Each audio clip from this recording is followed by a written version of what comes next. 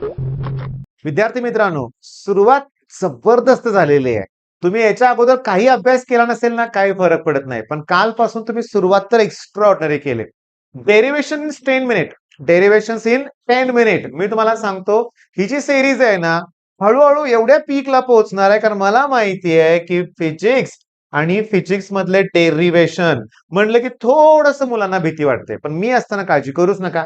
पण मी सुरुवातीला माझी ओळख करून देतो. माझं नाव महेश सर आहे.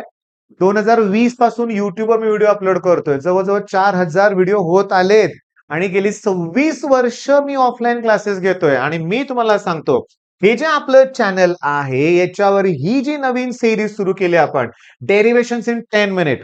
ओके, याचाच आज दुसरा पार्ट आहे. Okay, well of death. पण मी सगळ्या गोष्टी तुम्हाला प्रोव्हाईड करत असतोय. बोर्डाने काही चेंज केले का? आणि हे जे आहेत ना चॅलेंज, मी तुम्हाला सांगतो रोज पहाटे तुम्हाला चॅलेंज दिलं जातं, लक्षात घ्या. ओके, आणि याच्यात मी तुम्हाला टार्गेट देतोय की रोज कुठला टॉपिक संपवायचा आहे. 90 डेज, आता सध्या 10, आज 12वा दिवस आहे म्हणूया आपण. मी तुम्हाला सांगतो की 90 दिवसात आम्ही सीईटीचा पोर्शन कसा एंड करायचा याचा रोड मॅपच दिलाय ना, तुम्हाला फक्त फॉलो करायचं आहे. ओके, आणि या 90 डेजच्या चॅलेंजच्या व्हिडिओमध्ये मी एक्सप्लेन पण करतोय एक पॉइंट बर का. म्हणजे तुम्ही जर आजचा व्हिडिओ बघितला तर मी फॉर्म्युले एक्सप्लेन केलेत, मग लॉचे स्टेटमेंट घेतले. त्यामुळे हा व्हिडिओ पहाटे उठल्या कधीही उठा दिवसभरात, पहिल्यांदा फोन हातात घेतल्यानंतर चॅलेंज, दिवसाचं सरांनी काय चॅलेंज दिलंय हे तुम्ही पहिला बघायचं. ओके, त्याचबरोबर ना फिजिक्सला घाबरू नका. फिजिक्सला कुठल्या सेक्शन मध्ये काय करायचं हे मी एक्सप्लेन केलंय. ओके, हे रोजचं टार्गेट डे 9 हा हिस्सा म्हणूया आपण. अभ्यासाला सुरुवात केलीच पाहिजे. का केली पाहिजे? इथे 34 मिनिटाचा व्हिडिओ आहे. अरे बापरे, 34 मिनिटाचा व्हिडिओ. इथं मी फिजिक्स मधले न्यूमेरिकल्स कसे टॅकल करायचे विथ एक्झाम्पल एक अख्खा टॉपिक इथे एक्सप्लेन केलाय. मग आपलं चॅनल एवढं जर बेस्ट असेल तर इथं इथं इथं प्रेस करा ना. काय आहे हे सांगा? बेल आयकॉन आहे, लक्षात घ्या. सबस्क्राईब करण्याचं बटन आहे, दाबा ते बटन, लक्षात घ्या. आणि कुठलीही काळजी, कुठलाही तणाव न घेता माझ्या बरोबर अभ्यास करा. मग आज कोणतं डेरिव्हेशन घ्यायचं आपल्याला? वेल ऑफ डेथ. 4 वेळा, 4 वेळा याच्यावरचं पुस्तकातलं numerical as it is numerical परीक्षेत आले, लक्षात घ्या. आणि याचं डेरिव्हेशन सुद्धा आलेलं आहे. मग आता सगळ्यात महत्वाचं आपलं काय ठरलंय सांगतो, की फिजिक्सचं डेरिव्हेशन म्हणलं की फर्स्ट स्टेप डायग्राम, नंतर कन्सिडर, नंतर लेट, नंतर we know that, from figure, अशी सोपी वाक्य वापरायचे. शब्द आहेत, वाक्य पण नाही आहेत. आणि ते वापरून आपलं एक्सप्रेशन कंप्लीट करायचं आहे. चला मग डायग्राम काढूया वेल ऑफ डेथ साठी म्हणूया आपण. ओके, बघा, ही वेल ऑफ डेथ आहे. इथं तो पार्टिकल आहे की जो सर्क्युलर मोशन परफॉर्म करतोय, बरोबर आहे. मला सांगा, कुठलाही ऑब्जेक्ट, व्हेइकल आहे बरं का ते, नेहमी डाऊनवर्ड डायरेक्शन मध्ये काय ऍक्ट होतं? जर पहिला व्हिडिओ बघितला असेल तर तुम्हाला हे नक्की माहिती असणार आहे. नेहमी डाऊनवर्ड डायरेक्शन मध्ये वेट ऍक्ट होतं. मुलं फसतात कुठं माहितीये का? ह्या वेटला बॅलन्स कोण करतात? तर लगेच म्हणतात नॉर्मल रिॲक्शन. तर पहिल्या व्हिडिओमध्ये घेतलं ना आपण. पण मी सांगितलंय पहिल्या व्हिडिओत, नॉर्मल रिॲक्शन ही सरफेसला परपेंडिक्युलर असते. मग हा सरफेस आहे. मग ही सरफेसला ही जे परपेंडिक्युलर आहे ना, ही आहे नॉर्मल रिॲक्शन. ती सेंटरच्या दिशेनं ऍक्ट होते. म्हणजे ती सेंट्रिपिटल फोर्स प्रोव्हाइड करते. मग मला सांगा, इथं ती व्हेइकलचे व्हील्स असणार आहेत, चाकं असणार आहेत. मग या डायरेक्शन मध्ये फ्रिक्शनल फोर्स असणार आहे. डायग्राम कळाली का? कुठं अवघड आहे? वेल ऑफ डेथची डायग्राम अवघड नाहीये, लक्षात घ्या. बिलकुल अवघड नाहीये. चला सुरुवात करूया. पहिला शब्द कुठला? कन्सिडर. कन्सिडर अ व्हेइकल. ठीक आहे. In a well of death. मौत का कुआ. वेल ऑफ डेथ. सर्कस मध्ये बघितलंय?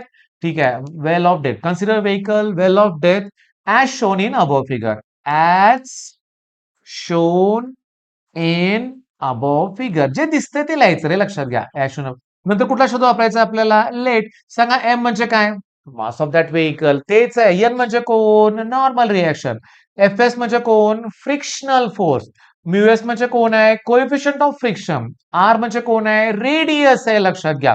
जी म्हणजे कोण आहे? ऍक्सिलरेशन ड्यू टू ग्रॅव्हिटी आहे. व्ही मिनिमम कोण आहे? Minimum velocity. हॉरिझॉन्टल रोडला मॅक्सिमम व्हेलॉसिटी होती. इथं मिनिमम आहे. मिनिमम का? एक ठराविक मिनिमम स्पीडलाच ती रोटेट होणार आहे. थांबली गाडी की पडेल की खाली. त्यामुळे मिनिमम स्पीड लागणार आहे, लक्षात घ्या. म्हणजे आता मला सांगा, जे दिसते ते लिहायचं, कळालं का?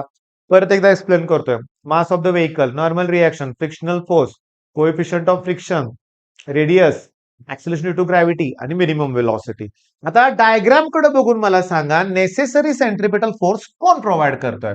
मग मी इथं लिहितोय necessary necessary centripetal force is provided by normal reaction. तर माझा फॉर्म्युला मिळाला की normal reaction equals to mv square upon R. पण इथं मिनिमम लिहा. Equation number 1. इक्वेशन नंबर 1 हे लक्षात घ्या. ओके. बर नॉर्मल रिएक्शन कळालं. आता वेटला कोण बॅलन्स करतंय. Weight is balanced by frictional force. लक्षात घ्या. ओके. मग फ्रिक्शनल फोर्सची व्हॅल्यू काय येणार आहे एम जी. घ्या की रेशो म्हणजे फ्रॉम 1 अँड 2. फ्रॉम 1 अँड 2 याला यानं डिवाइड करा. मग एन ला एफ एस न डिवाइड करा.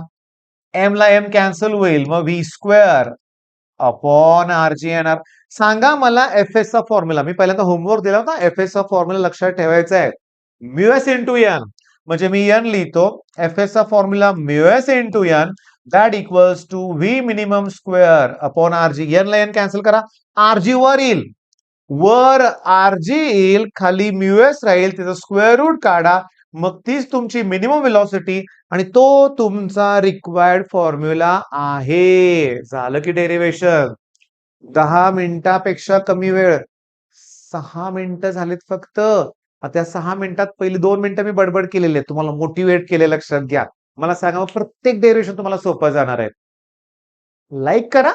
व्हिडिओला लाईक करा. लक्षात घ्या. जर तुम्हाला हे आवडलं असेल तर मी तुम्हाला सांगतो माझा फोकस परत तोच आहे. कुठं कन्सिडर लेट सोपे सोपे प्रश्न. नेसेसरी सेंट्रिपिटल कोण प्रोव्हाइड करतंय नॉर्मल रिएक्शन. वेटला कोण बॅलन्स करतंय फ्रिक्शनल फोर्स. साधी वाक्य याच्यात लक्षात घ्या.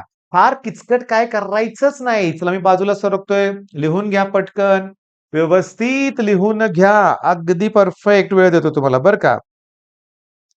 पण मेन पॉईंट काय आहे की व्हिडिओ पॉज करूनच तुम्हाला लिहायचं बरं का. लक्षात घ्या. व्हिडिओ पॉज करून लिहावं लागणार आहे. एकदम छान. आता मी इमॅजिन करतो बरं का तुम्ही व्हिडिओ पॉज केला असेल. नसेल तर करा बरं का. आता मेन बघा. जर व्ही मॅक्स काढायचं असेल ओके आणि जर व्ही मिनिमम काढायचं असेल तर दोन्ही ठिकाणी आरजी आहे. तर मॅक्सिमम वेलॉसिटी काढताना मल्टिप्लाय करा रे. मल्टिप्लाय केल्यावर व्हॅल्यू वाढते ना. आणि मिनिमम काढताना डिवाइड करा रे. म्हणजे आलं का लक्षात. व्ही मिनिमम हे मॅक्सिमम.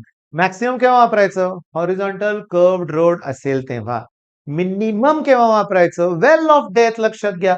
मग आता सगळ्यात इम्पॉर्टंट काय आहे की मी सांगतो काय ते बघा की 10 मिनिटाच्या पेक्षा आत आपले व्हिडिओ व्हायला लागलेत. ओके. कमी वेळेत होत आहेत. मग माझं म्हणणं काय असतं माहितीये का कधीही अभ्यास करताना हे जे ऍप्लिकेशन आहे वायलन ओके वायलन ऍप्लिकेशनचा प्रॉपर वापर करायचा. ओके. मी तुम्हाला सांगतो वायलन वरती जायचंय मला. ओके. फिजिक्सचे IMP questions. Rotational dynamics well of death. जुलै 2024 ला हा प्रश्न आलाय वेल ऑफ डेथचा. Okay. Total well of death आणि कालचा पार्ट 1 टोटल 4 वेळा थेअरी क्वेश्चन्स ते रिपीट झालेत बरं का. 4 वेळा. मला न्यूमेरिकल कडे न्यायचंय तुम्हाला. न्यूमेरिकल ते सुद्धा 2-4 वेळा रिपीट झालंय बरं का. न्यूमेरिकल न्यूमेरिकल सापडलं. जुलै 2026 जुलै 2023 आणि सप्टेंबर 21. मी आता त्या न्यूमेरिकलचा गिव्हन डाटा इथं लिहिणार आहे. लक्षात घ्या. आणि हे पुस्तकातलंच आहे. मी तुम्हाला होमवर्क देतोय. तुम्ही 1.2 ते पण सॉल्ड प्रॉब्लेम बघा बरं का. लक्षात घ्या. आता यांनी काय काय दिलंय बघा. मी नीट लक्ष द्या. सांगतोय. व्यवस्थित समजून घ्या. वेल ऑफ डेथ म्हणलंय त्यांनी. ठीक आहे. कोइफिशियंट ऑफ स्टॅटिक फ्रिक्शन 0.4 दिलाय. आता 10 मिनिटापेक्षा थोडासा वेळ लागेल बरं का बाळांनो. जी ची व्हॅल्यू 10. पहिल्या टॉपिक मध्ये जी ची व्हॅल्यू 10 आहे बरं का. रोटेशन मध्ये जी ची व्हॅल्यू 10 आहे. लक्षात घ्या. एवढंच दिलंय.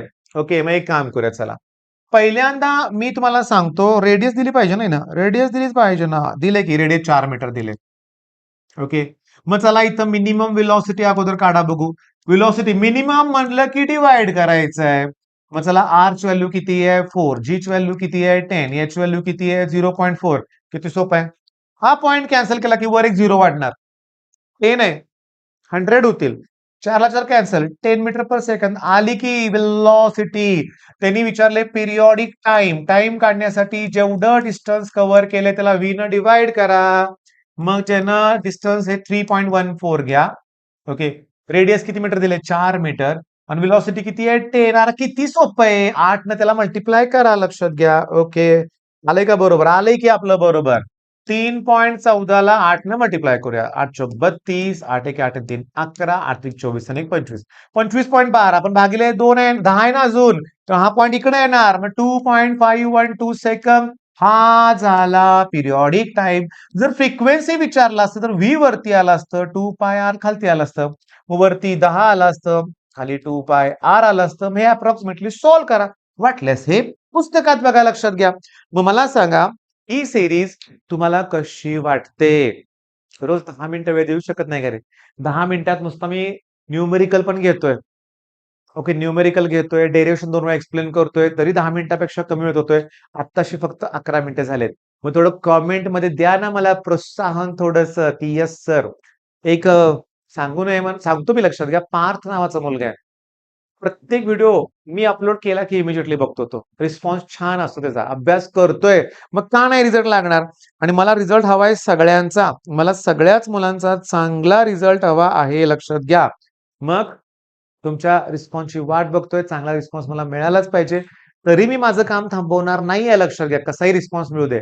करणारे मुलं आहेत ना, त्यांना आवडलंय मी ते देत राहणार आहे. आणि मला माहित आहे बोर्डच्या वेळेस या सीरीजला सगळ्यात जास्त डिमांड असणार आहे. आणि याच्या बाहेरचं परीक्षेत काय येणार नाही. आणि तुम्ही सुरुवातीपासून करताय. तुमचं मनापासून अभिनंदन. धन्यवाद.